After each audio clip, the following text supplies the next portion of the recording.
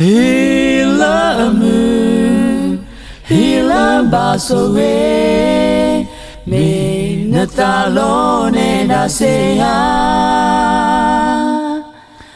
Padone yoa, elotuta, the hikame mudohila.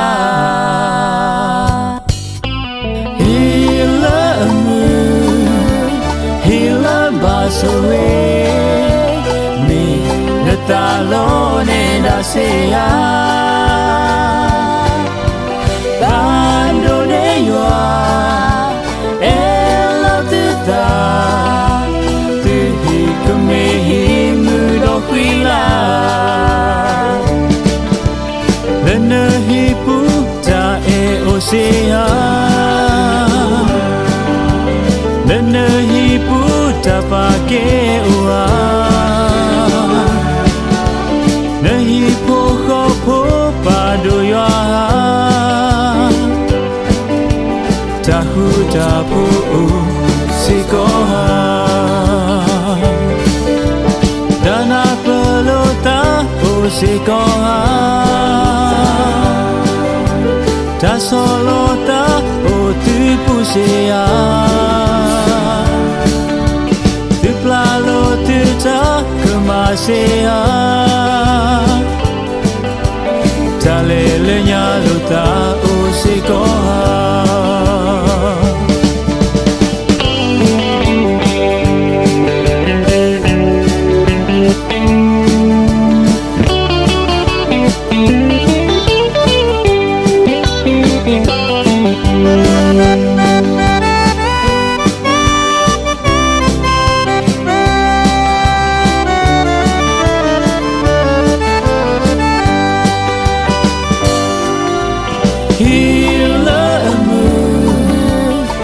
Hilambasore, me natalone da seha.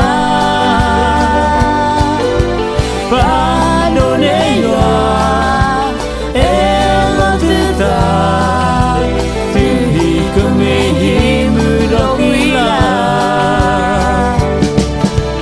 Lena hiputa e osea. Lena hiputa pake ua. Nahi poho po padoya. Tahu tapu sikoha. Tanah pelota sikoha. Ta solota tu pusea.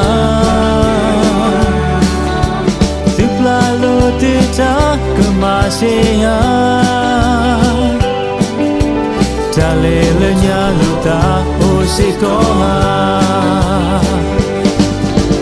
Hilamu, hilambasore.